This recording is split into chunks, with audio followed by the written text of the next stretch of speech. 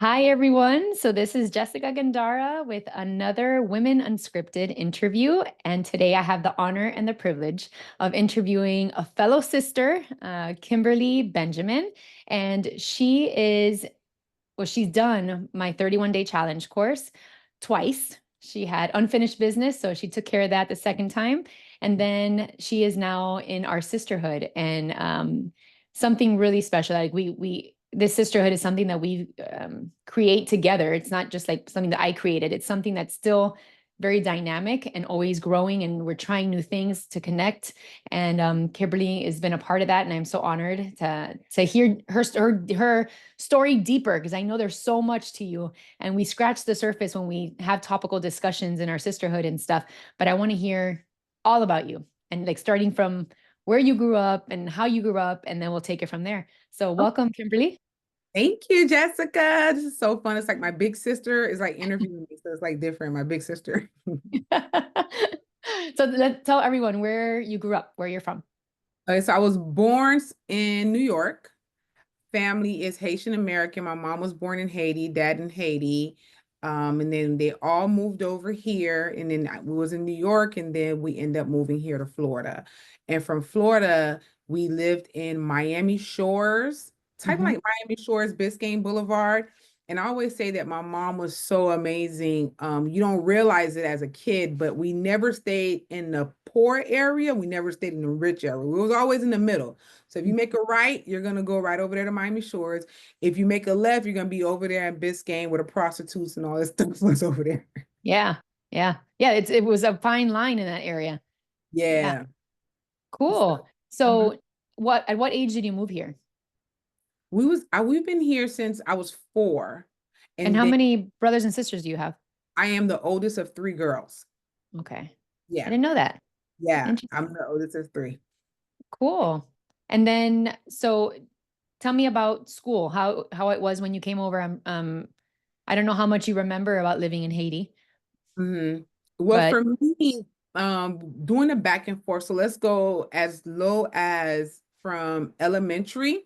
Elementary, I did here, and we vacationed in Haiti on the regular, Haiti in Canada. But Haiti was like the our favorite spot to go. But when you go to Haiti compared to United States, you're not gonna, as a kid, you're not gonna want to come back because it's so you have your own maid, like you have a maid directly for you, and then you come here, you have to wash your own clothes. We had to wash our clothes by hand, had to wash our underwears by hand in the tub, and then when you go to Haiti, you have like a maid that's taking care of everything for you. So growing up, it was a little bit like that. My mom worked and she went to school, so we stayed in the house. We took care of ourselves. She always had the same schedule till today, 4 hmm, to midnight. My mom's schedule has never changed. So what is it that your mom does? she works at she's a manager at a motel. Mhm. And she'll tell you she's been in the motel business her whole life. Like she it's an easy job for her. She makes great tips. And that's what she'll tell you. I'm like, no, I love that job. I make good money. I get my hourly, I get $5. I buy my so, she always says how, she got paid $5.25 and she is a home owner and Yeah. she's like off of my $5.25. That's pretty amazing. Mhm. So there's So no excuse. I mean, you can save and sacrifice and make it work. That's part of the American dream, right? right. So my mom is the pure definition of American dream when you come down from Haiti to come here to make a little bit of money. But after elementary, it was a little bit crazy. Once we got to middle school, because there was like a Haitian American turf war around that time. Hmm. So like if you was Haitian, like people didn't want to know that you were Haitian. Like you had to keep that to yourself. And like the American kids would fight you just because you were Haitian. So that was like a lot during Are you saying American as in white or just American Black black? American. You have Black to, Americans. and Oh, that's a Haitian thing too. So they say Black Americans and white Americans. So Haitians, that's how they'll differentiate between the two. So interesting. Black American kids did not like if you was Haitian. So a lot of time you hide it. But as you get older, you start to take it in like, no, I'm Haitian. It's Haitian Flag Day, it's have fun. But middle school, I got into a lot of fights. Like I always felt like I was defending something or I had something to fight for. Like it was I was always a little bit extra, like the one that dress up. I used to make up my own holidays, dress to impress day. And like, oh, why did you dress up? Oh, it's dress to impress day. I get into a fight by the end of the day. Oh, Yeah, it was twin day, and I was just like, hey, you want to be my twin tomorrow? Okay, sure. Let's both wear the Aaliyah look, and we'll come to school dressed like twins. Like, who told you guys to do that? I'm like, oh, we just today's twin day, and I make up my own holidays. A fight by the end of the day. and what is there to fight about? What is it like? I don't know, but I think now as an adult, it felt like you were doing too much. Like, why won't you just fit in with us? And I just never hung out. If I was in the sixth grade, I hung out with seventh graders. If I was in the eighth grade, I hung out with ninth graders. But I just always thought I was the best. And I just always wanted to be with the best or make my own best. Yeah, But growing up, you don't you're realize always the leader. always, but I don't realize that's what I'm doing. I never realized that's what I'm doing, but that was the culture that I had around me. And I'm the oldest, so I had to protect everybody, especially like the area that we stayed in. Like I said, we stayed in Miami Shores, so we stayed off of 88th Street and 8th Avenue, and I went to Phyllis Ruth Miller Elementary School. But that next block, that's where everybody from the hood was. That's where all the fights were. And I remember one time just heading outside and there was a big shootout. And we're just like all laying down on the floor. And that's just the way it was. But it was never on my block. It was always 2 blocks down. So I've always found myself in a little bit of trouble.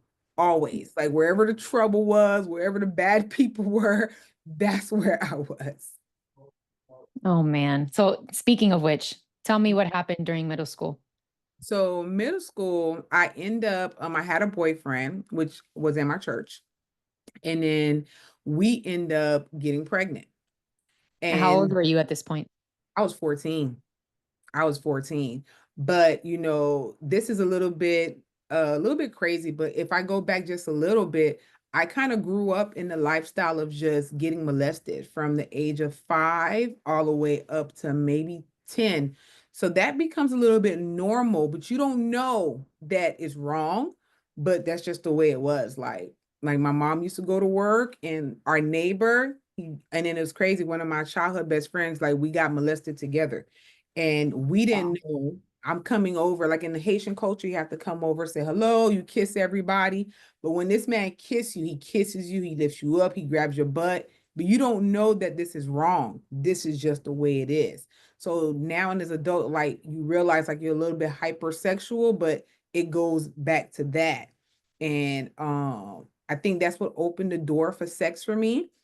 And then I end up getting pregnant. I was pregnant at 14.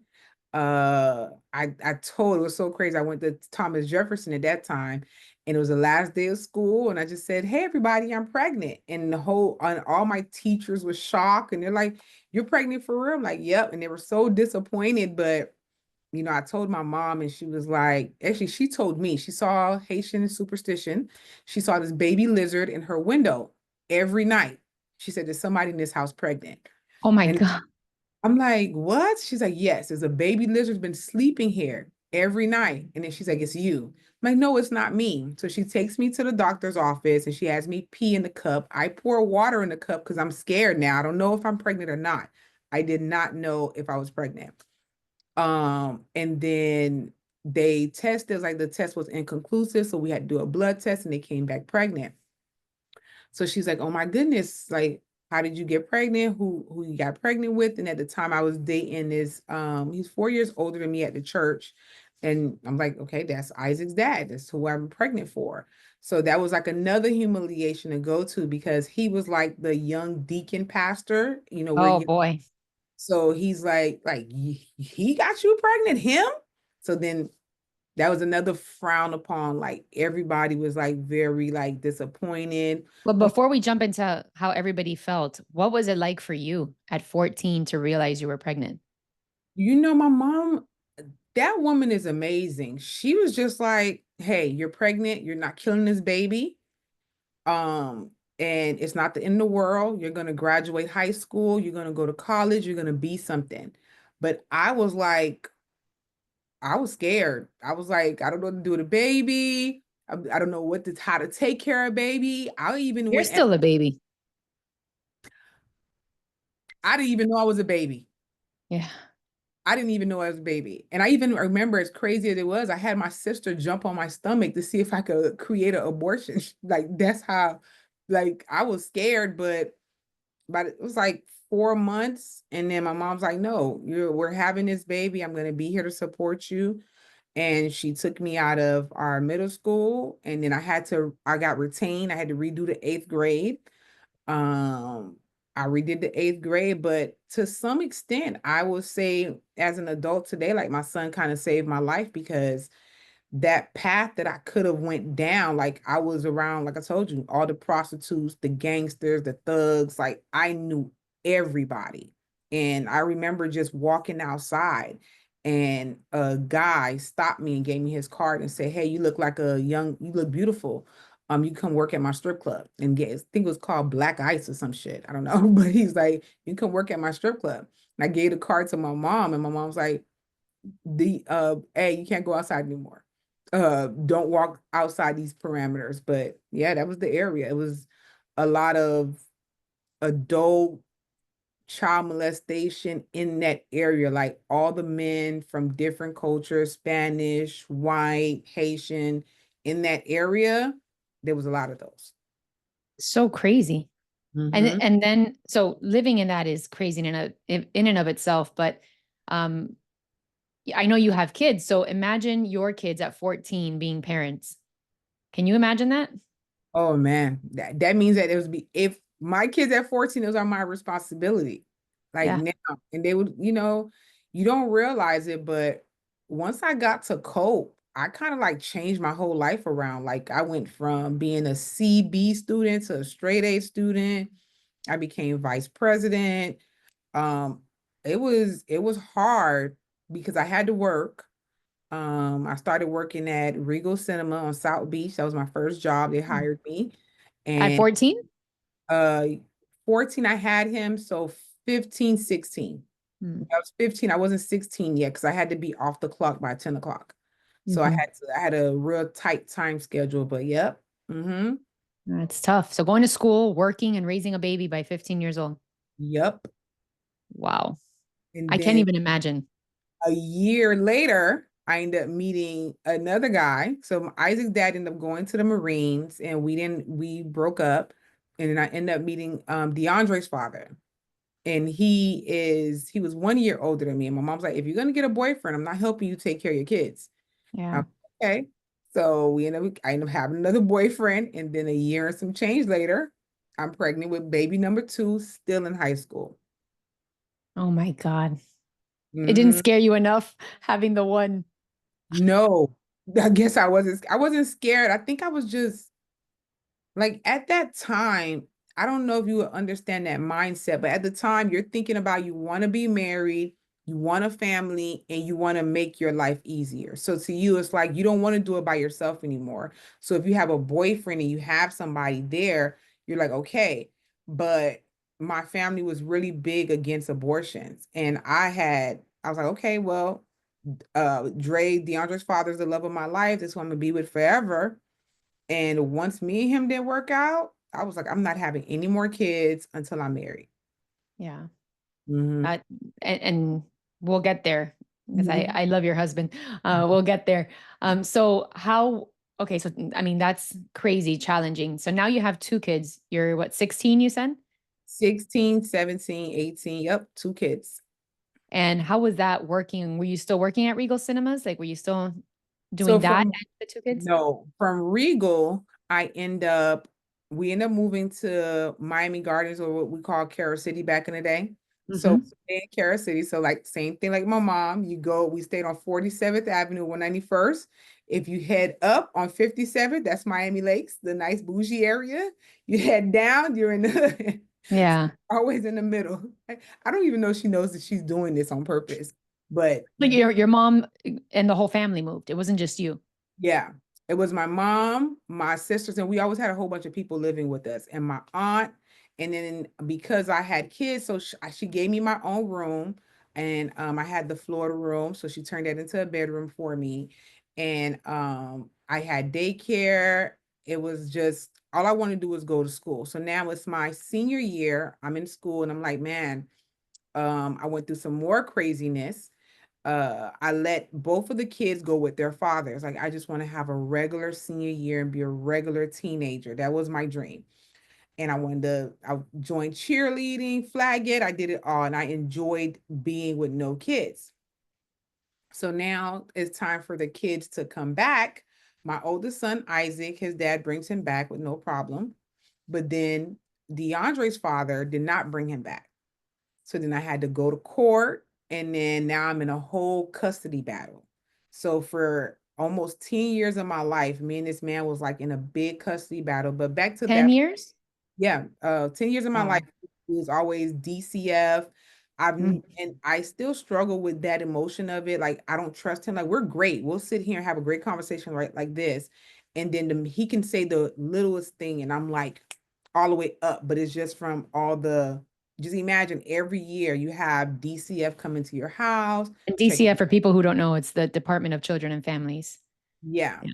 They were coming to check your house, your refrigerator, to make sure the kids are safe. Like, they were always saying I was doing something, even though they've never opened up an investigation. They have to come out if somebody calls. But that was my life for just that, at least that emotion. Isaac dad didn't give me any problems, but senior year, yeah, senior year was very, very hard for me. Wow. And so when they went off with their dads, I'm assuming their dads were part of their lives in between, right? Like before you sent them away, they were active with them, so you had some help. Active fathers. Mm-hmm. Yeah, Very so active. that's good. That's a plus, Yeah, right? Huh. very. And then how long did you send them off for? The whole year or months at a time, or how did you? Here from August all the way up to June. And the kids had their own classes, and I would just log in. And we had, I think it was Skype back then, Mhm. and I had a HelloKitty.com website. And then we used to, I used to do their homework with them over phone, over Skype and stuff like that. But I still was active, but I just wasn't there. I wasn't there for any parent teacher conference, nothing.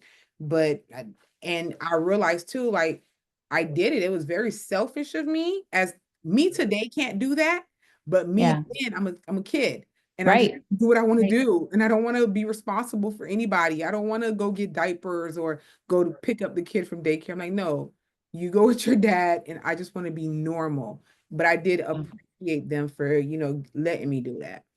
And did they ever, the kids, have they ever like thrown that in your face or like use that against you in any way or? No, they don't even remember, because Isaac had to been like 5 or some change. DeAndre may have been 3 and some change. They don't remember being gone for a year. But Yeah. we are great. We'll go. Me and DeAndre's relationship, it got a little bit shaky, and I guess when we go into the next timeline, we'll go into that. But Yeah. yeah, but no, they don't remember. That was fine. Okay. And your mom and stuff, she was okay with you sending them away? Oh, she was happy. She was fine. Like, She needed a break too. yeah, my mom still had the same schedule, 4 to midnight.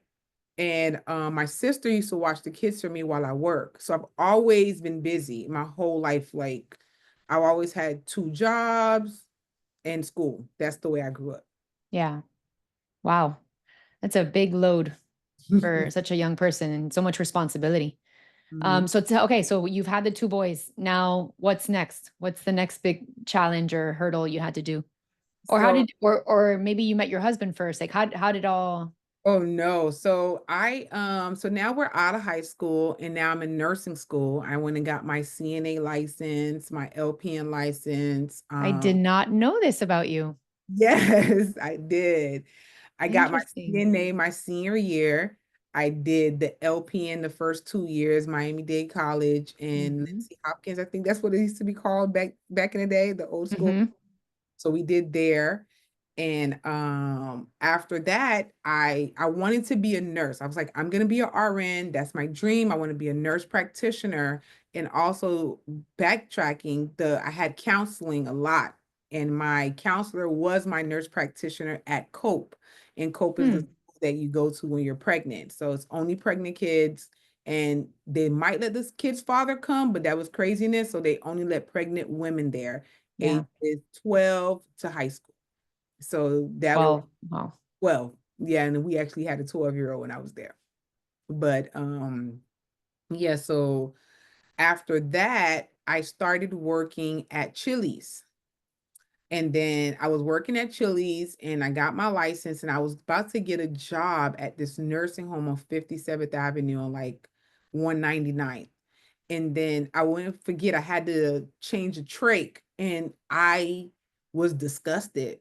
And I got the job and then I quit the next day. Yeah, that's not easy. And then they offered me, I think I was getting paid $11 an hour. And then Chili's called me. So when Chili's called me and said, hey, we'll pay you $11 an hour to be a hostess. And I'm like, I got this license and they're gonna pay me $11 an hour. And with no license, I'm getting paid $11 an hour. I'm like, I'm just gonna go with the easiest pick. So Yeah. now we're in college pursuing my RN. And then I ended up getting my own place, moved out my mom's house. Um, yeah, moved out my mom's house. I had my own place. I had a girlfriend for a while. I forgot about that. Really? I did. That's interesting. How did that come about? That was high school. Like that whole year I was by myself because I didn't want to be with any guys. And I think I was just fascinated. I was just like, okay, you can be my girlfriend. I had a whole girlfriend. I just hate those stories. Like I'm like, to me, they're so old, but you forget about it. It's over 10 years old. Like I forgot. And that was very confusing to explain to the kids. Now that would be, I was like, that's my best friend. Yeah. Yeah.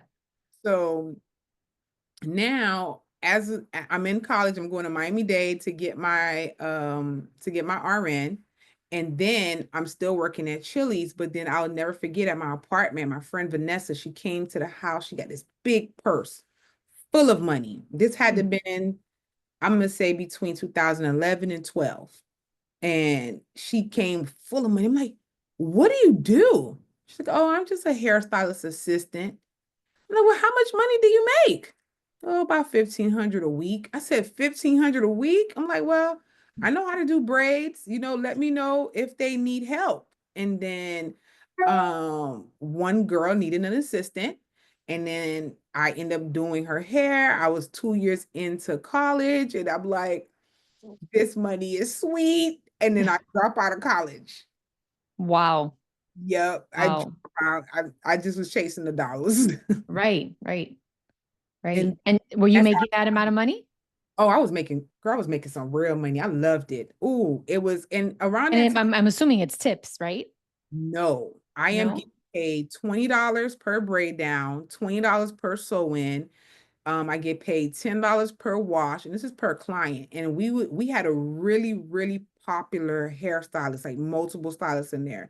So I'm basically the prep person that gets them ready for the stylist. So only thing the Okay. stylist has to do is cut and curl. So yeah, so I was making some serious money. And then eventually I want to be a stylist myself.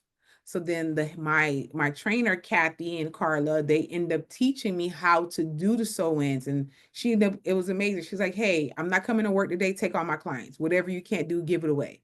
So then that opened my mind to like, I don't want to be a prep anymore because now I Right. got full amount. So we was charging like anywhere between 150 to 250 per client. And how many clients would you see in a day, would you say? Like 15, 10. Mm. And that's Mhm. a lot because I know those braids take a while, right? Yeah, so it's different because it's corn rolls and then you sew it in. So you do about like 2 hours and 30 minutes per person if you're doing it by Mm. yourself. If you have help, Ooh, came out of That's you. nowhere. Thank you. So if you have help, you could cut down on the time. So if I have a person I'm paying $20 per braid down, I'm doing a client every hour to 45 minutes, nonstop. Wow. And so I've never had that type of money before. So I thought I call it hood rich. So what did you do with that money? The first time, I don't know if you ever heard of something called like a ISO. No. ISO is basically a Haitian thing, a Haitian culture thing where like everyone is like 10 people and every week you put a deposit and then let's say it's your week, and the pot is supposed to be $20,000. So if you're the first week, but you have to keep paying because everybody got to get their hand, you get 20,000 every week. Somebody gets the 20,000. So it's like Hmm. it's a way to save money. And Okay. at that time, I just went traveling. And I didn't know to go get a house. I didn't know about any of that. I purchased me a car fresh out the lot, and I just went traveling. I had no responsibilities, and on the weekends, I just took my kids and we did whatever was in town. If it was a circus, if it was just stay in the movies from 11 to midnight, we just stay in the movies and eating popcorn, go to Chili's, eat, go right back to the movie theaters. That was my life. Wow. For that, I'm assuming that was a kid's dream. Yeah, as a hairstylist, you overcompensate. All of them, all of us will Mm. tell you that you overcompensate because you're never with your kids. You're all Right.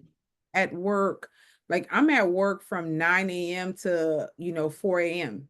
sometimes. 4 a.m. 4 a.m.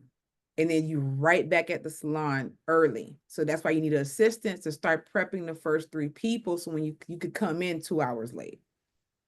So like the last appointment is at what time? Midnight or 1. Oh my goodness, I can't even imagine. Yep. That was my life for years, at least 10 years. And then when did you meet your husband? Oh, I met him at the salon. Ah, Yes. I was dating, me and Isaac dad almost got back together. He was like a pastor at this time and it didn't work out. We ended up going our separate ways. But at the time I was like, man, God, I so am ready to be married. I want my husband. And I always had this fairy tale idea of marriage and how marriage is supposed to look. And I always listen to love songs. And I'm just in my head. I promise you, I'm in my head. And I say, God, I'm ready for my husband. And I hear instantly. there's And a knock on the door. I knock at the door, and then it's this guy. I'm like, it's my husband. But he was my husband inside. And so I'm laughing like a hyena. And he's like, what are you laughing about? And I'm like, I'll tell you later. I'm like, well, what you want? Why you here? You came looking for me? So we're flirting. And then he's like, well, I'm here now. So how are you? And I've seen him many times. He's the one that remodeled the salon and everything for the salon owner. I just never thought he was attractive. I'm like this tall, skinny, lanky guy, bald headed. I'm like, ugh. And then I asked for my husband, and this is who walks through the door. So we end up going to a bar. I said, hey, I'm gonna get off in like 2 hours. You want to hang? He's like, yeah, let's hang. I did not get off until 4 hours later. And there was it's a place called Billy's Pub. It was across the street. And then he stayed there the entire 4 hours and waited on me. So Wow. if he was here, he'll say, well, I had nothing to do, whatever. And I fell in love with that. I was like fascinated with that. And we was just inseparable from then. And like he just was always available. If I'm out for work, he's like, hey, I'm gonna come meet up with you. And I never had anyone that available, that supportive, that loving, so quick, so fast. It's no and I was a serial dater before him. I just was go on just dates. But like when I met him, I was like, wow. And then I just slowed down. And then 9 months later, we was married. And that was how long ago? That was 8 years ago. And actually, Amazing. we have a funny story because we got married election year. So Huh. we was hanging out because he's not from here, he's from the Bahamas. Mm-hmm. So, I'm like, why you like me? You need your green card or something? You know, I'm like, I'm selling out. He's like, well, actually, I kind of do need a green card, but uh he's like a lot of people try to hook him up or get him married or something like that, and he just wasn't interested. He's like, if he gets married, he doesn't want to get married for a green card, he wants to get married for love. Yeah. So he's like, he's so weird the way he says stuff, but I completely understand him today. He's like, back in the day they had arranged marriages, and this is Hmm. his ideology. He's like, back in the day they had arranged marriages. His family believed in arranged marriages?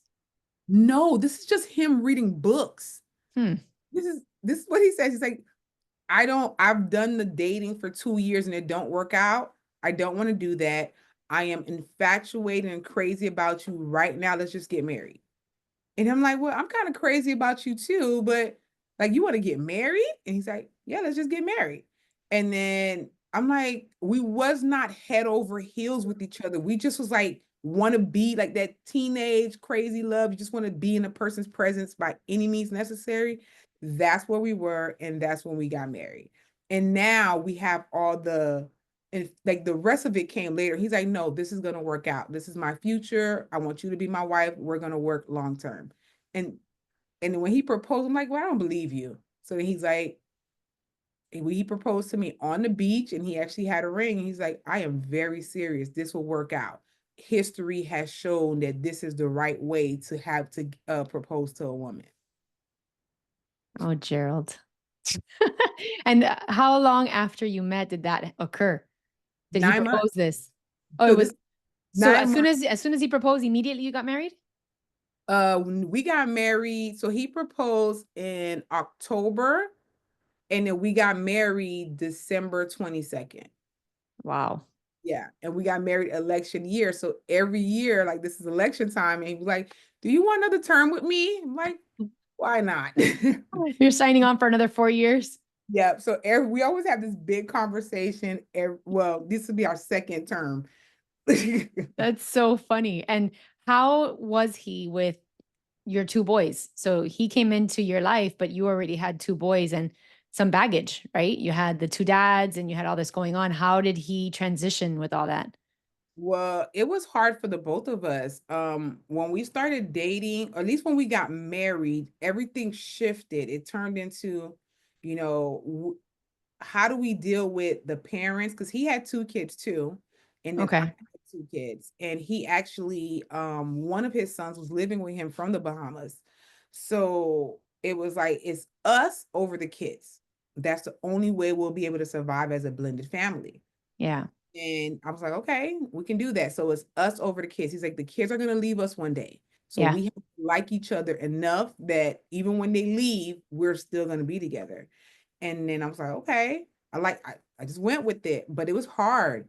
Like I had a lot of drama with his kid's mom and DeAndre's father with all the DCF drama. Like it was hard, but it always came back to I love you, we'll work this out. And we had a lot of therapy, counseling.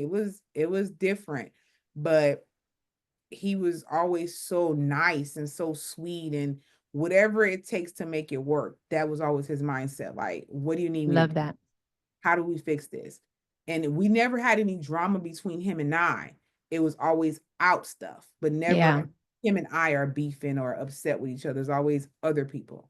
Yeah. That's a lot. And having like two families merge and then have to deal with all that. I mean, if you can overcome that, I think you can overcome anything. That is a lot of pressure. And the kids, how did they adjust? Was there a lot Ugh. of like, you're not my father type thing? Yeah, some of that happened only with DeAndre's dad. So with DeAndre's dad, he's very, very active, and he's just one of the guys that's just old military guy. But it's crazy because both of them was in the military. Isaac's dad went to the Marines, and DeAndre's dad went to the Army. But he just felt like, hey, he just always over inserted himself. But my husband's like, hey, I'm gonna let him lead, but hey, in this household, I have to lead, Yeah. and how we're doing it. So once they had to sit down, it made things better. But it was very hard. With Isaac dad, it was smooth transition. Like I just went to Isaac dad's 40th birthday party, Hmm. and we both flew out and we hung out with him. Like he's my guy best friend now. It's weird. And him and Jerry, Wow. like super close like this. Your husband and him? Yeah. Really, and me and Steven's wife are amazing. We're all like really cool. Like really, really cool. Amazing. Wow. That's Yeah. not easy to do. No, but it's the people that allows it to be facilitated. So like if there's any type of drama or love or want to get back together, some type of hate, it can't happen. Right. But Steven makes it easy. You know, one thing I love about my husband is that he always allowed me to be myself. I never had to act one way when he's around and act another way when I am all my different personalities at every time. Yeah. He allows it and he loves me, and it's Now, amazing. wait, you referred to him as Steven. Yeah, that's Isaac's dad. Oh, okay. Okay. I thought Isaac's you dad is, referred to your husband. I was like, wait a second. I was confused. I was like, I know your husband's name is Gerald. So, yeah, okay, sorry. I had a yeah. moment there. Wow. So that's pretty amazing. And that's very mature of both sides to be able to put your like past behind you and say, we're going to make this work. And ultimately it's better for the kids, right? Like they benefit from that and they don't feel like they're in this struggle between the both of you. So that's There's pretty no, amazing. it's really easy, especially now because like one of them is in college. DeAndre is in college, and Isaac still lives here with us, but we just have a great friendship. Everything is easy, and everything is smooth sailing. Good. Good. And then tell me about, so after you get married, you have kids with Gerald. Oh, it took us 2 years, a lot of insecurities to have kids, and at the time, Why is that? because you have the are we getting married for papers? Or Hmm. is you need help with immigration? Like you had, even though he told me that's not what it was, it still played internally here. Hmm. So I didn't, because I had kids at such an early age, I did not want to have kids with somebody if they wasn't my husband. And even Yeah. with my husband, I wasn't sure if it was going to work out. I am very business savvy. I love business. I love making money. And at the time, he was working as a just a handyman job, and he was working in asbestos. And I'm like, do you know that you're working in this environment? You can die. This could kill your lungs. And he's like, yeah. So I made my first investment. I got my first credit card. I'm like, hey, how do we get you to the next level? And then he's like, I work roofing too, and there's a lot of opportunity there. And boom, I swiped my credit card, got him all the roofing tools. And then he started going from $80 a day to like 150 a day. And it was awesome. And he was there for a minute, but I still had the insecurities of should I have kids with this guy? And then once like and I told him the truth about my insecurities, and he's like he didn't know what did he do to make me feel this way. It was all me, Right.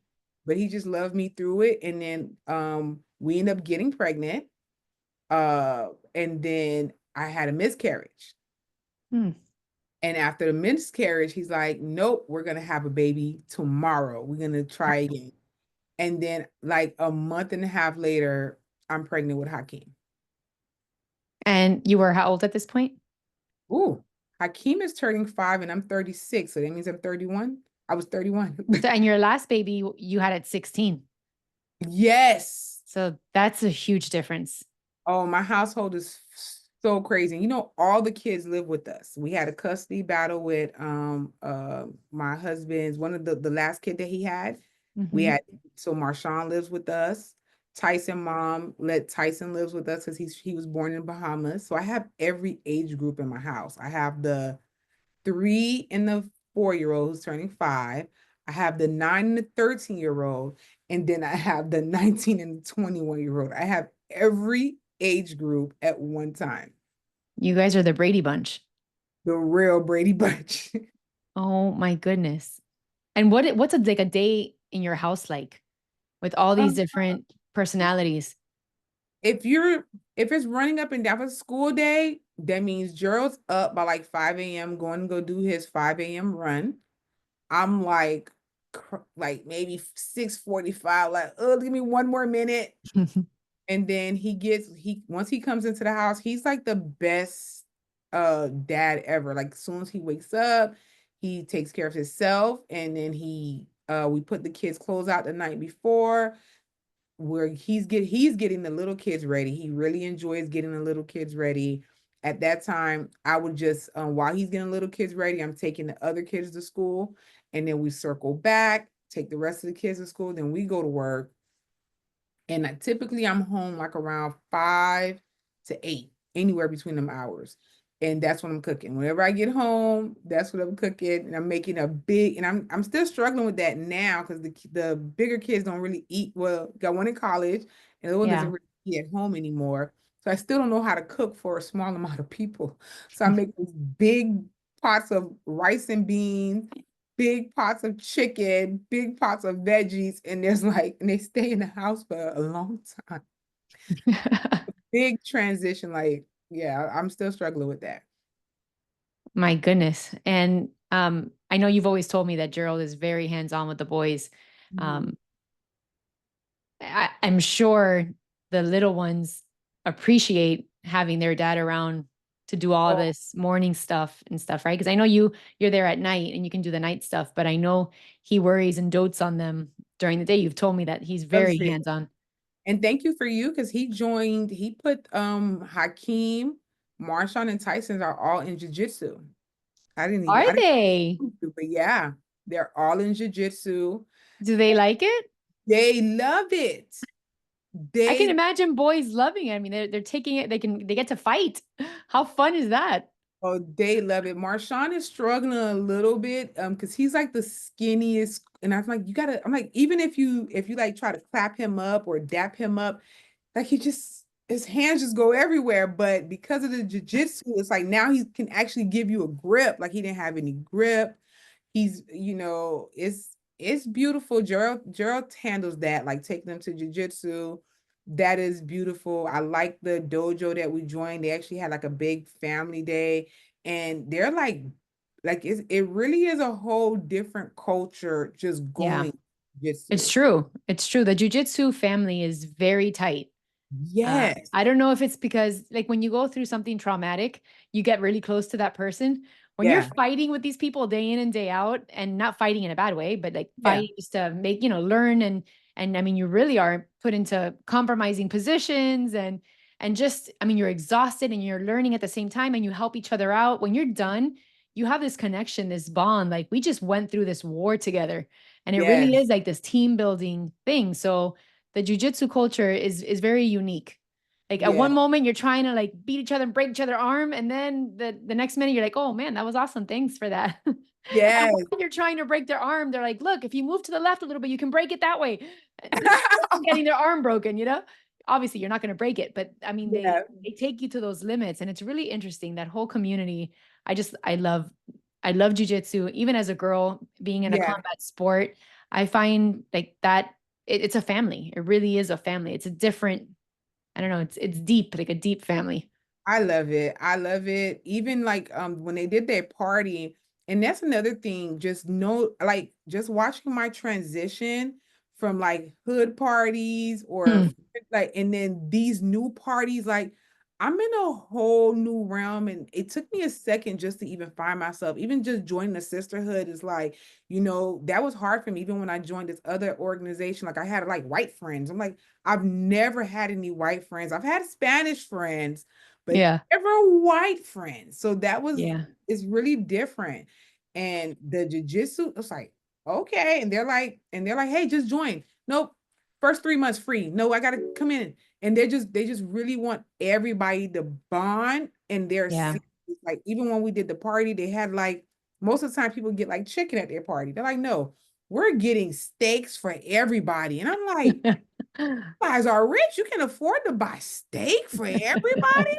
And okay, I'm just in a big, I mean, I don't know if it would be culture shock or financial shock. It's just different friends, different group of people, a whole different experience compared And I to, mean, I guess there's always like an involvement, right? Like you don't want to be stuck in the hood all the time. Like you want the best for your kids, so you strive harder to get out of that.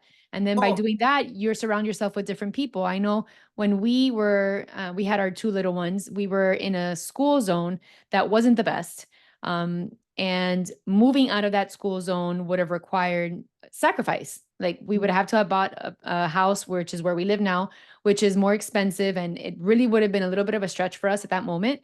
But for us, it was worth it because the kids would be surrounded by a better environment, and then by yeah, in doing so, not only did they get an elevation in their friends and their friend groups, our neighbors were now like these professionals. like Yeah. big time professionals.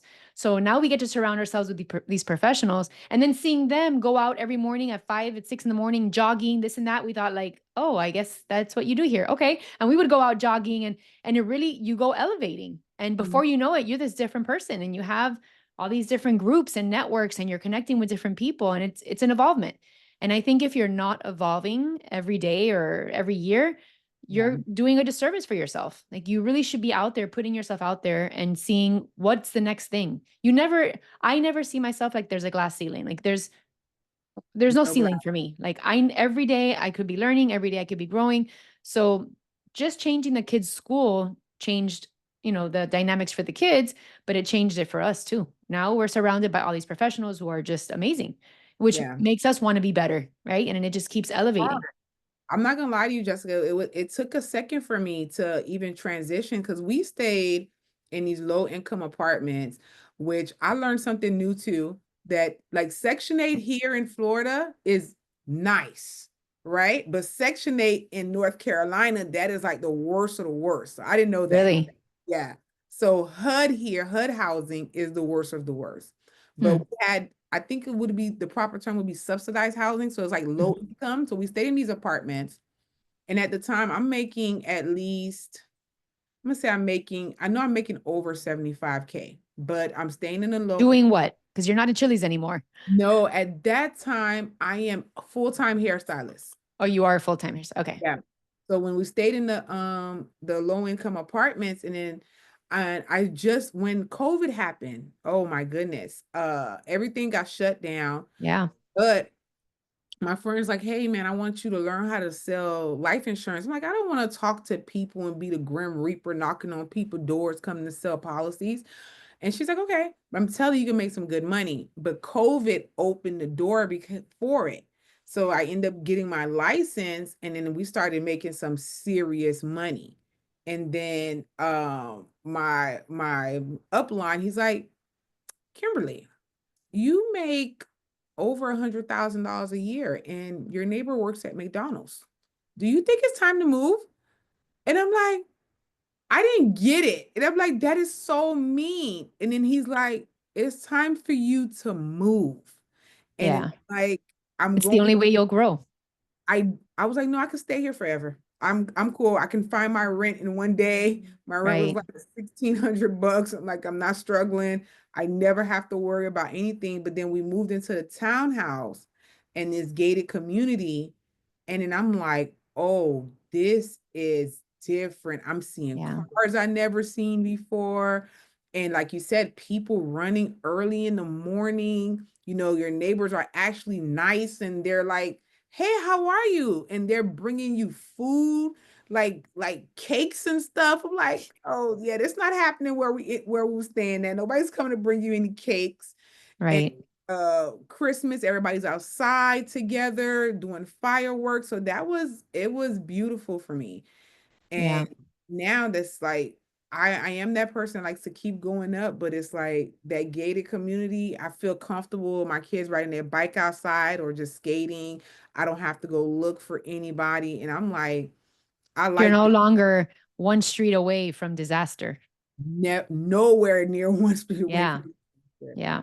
But that was it's a big change for me, a real big change. I'm still adjusting because I still have that part of me that goes back, like go hang around the people I shouldn't be hanging around with. Like I still do it, not trying to feel like, I forgot where I came from.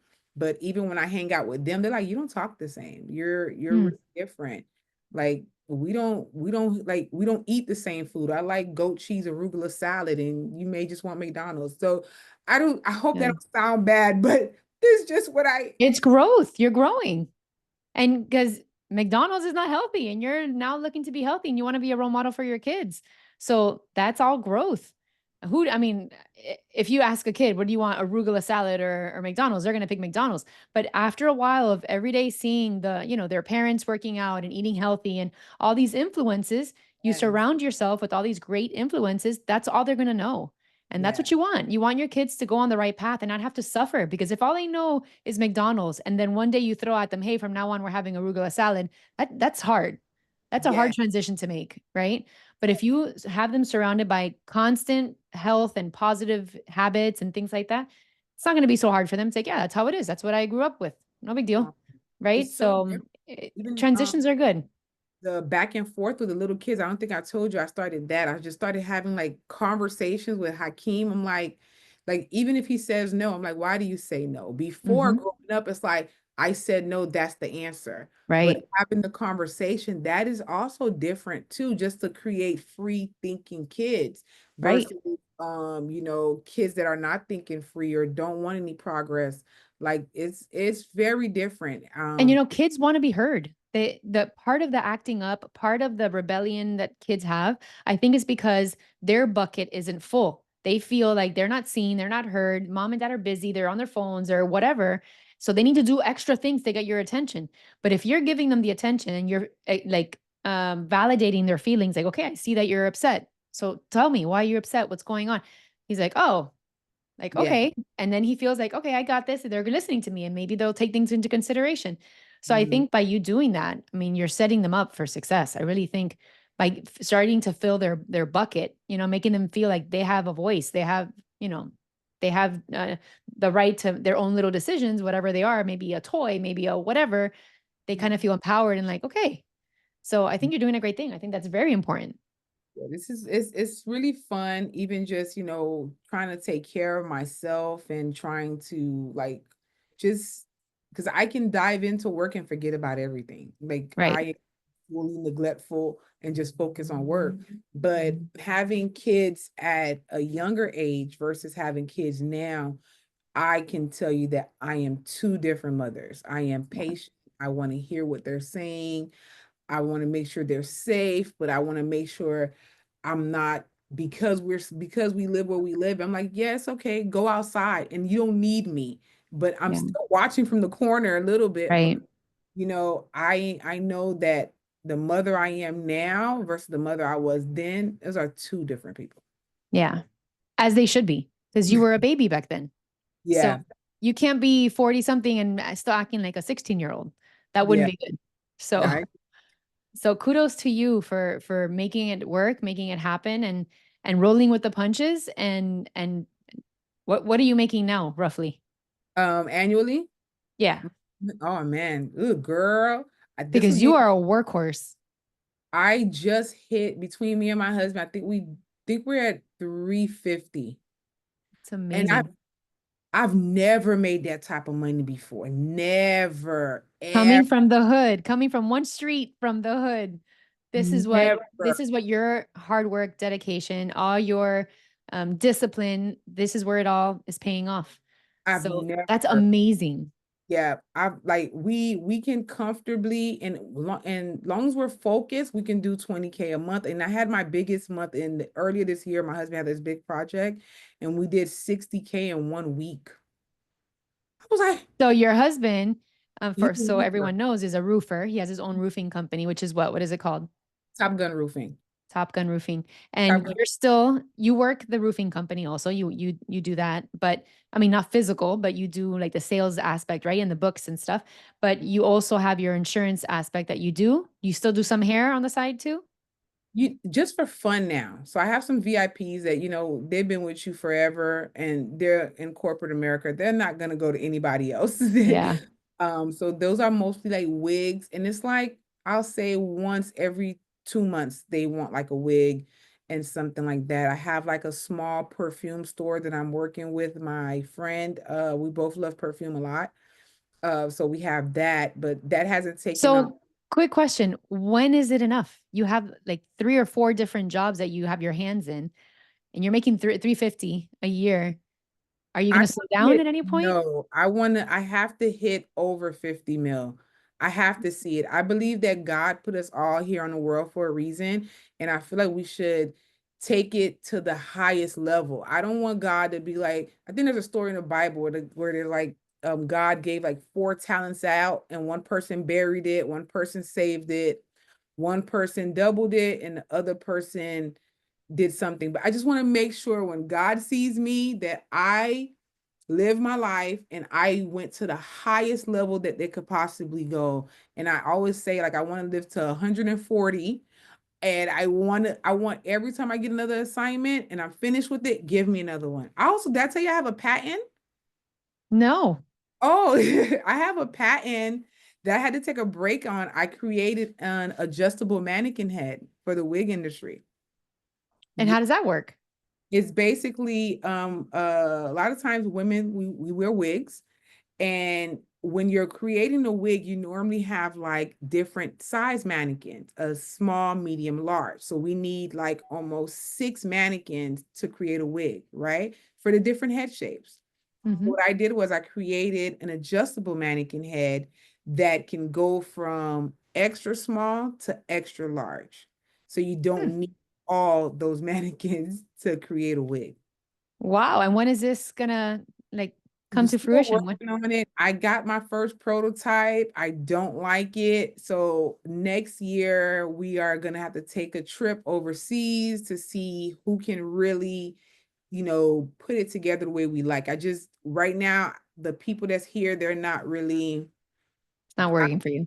not the way I like. It still looks like a helmet, but it is fully, yeah. I was gonna go on Shark Tank. And I don't doubt that. I don't doubt for 1 minute that you will be on Shark Tank. That's no question. Because But I you, want like to have I my said, numbers together. yes, please do.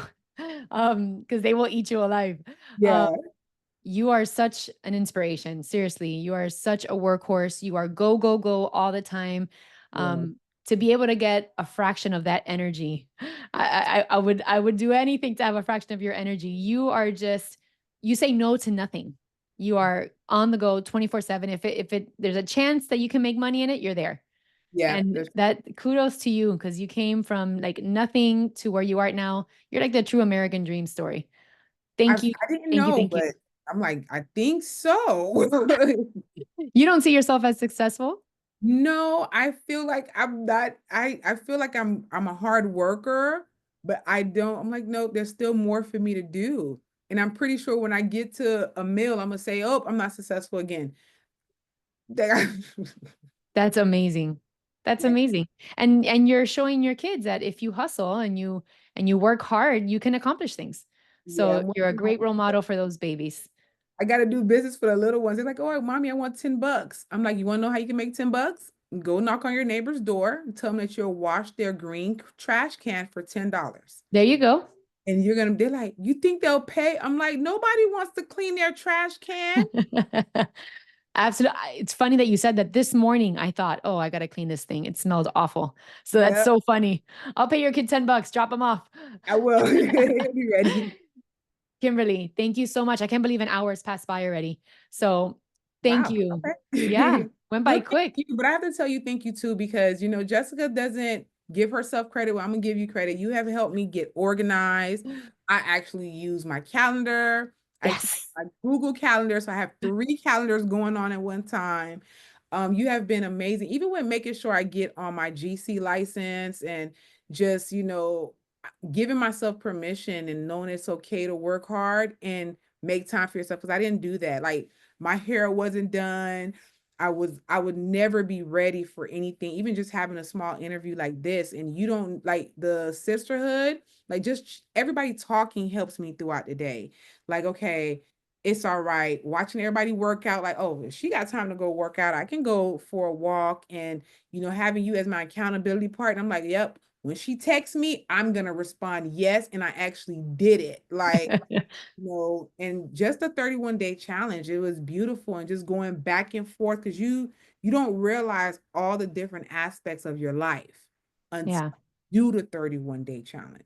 Once you Yeah. do the 31-day challenge, you're like, oh, I guess I do got to work out. I guess I do got to make time for my friends. Oh, I guess I do have different circles, and this is not the right friend for me. Oh, I guess I do got to check my health and go to. You don't realize this stuff. You do it, but the book itself takes you into it, and it's like, hey, this is you, and all of this is okay, but take care of you while taking care of your family, your friends, Yep. this and As women, we put ourselves last all the time, right? Like everything takes priority over us. But when Yeah. you're running on fumes, how are you showing up to your family and to your work and to your friends? And you're dragging and they don't get Yep. the best of you. They get the irritated, the tired, the snippy, the frustrated. They don't get the best part of you because you don't Yeah. even have it. You Nope. poured it all out. So you Yep. need to pour back into yourself so that you have some to pour out. Yeah, I love the 31-day challenge. I hope we get more people. And I love the sisterhood. I love everybody. And just want to tell you congratulations. And I love your husband also. Amazing people. Thank Amazing you. people. And I'm trying to buy a house Appreciate that. in your old neighborhood. Let's That's do it. Let's that's do the it. goal. That's awesome. And you'll get it done. There's no question. Thank you. Thank you for your time. Thank you for your words. I love having you in the sisterhood as well. And I love having you in my circle. So thank you for sharing your story. Truly so inspiring.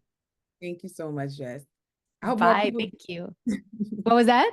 I hope more people join the sisterhood and the I 31. hope so too. The more we can connect with amazing, badass women, do you imagine if that's our circle, women who Yes, are just nonstop growing and learning and pushing each other? I think yes. our possibilities are endless. I love it. So, Thank you so much. thank you, Kim. Mwah. Talk to you Appreciate you. soon. You Bye. got it. Bye.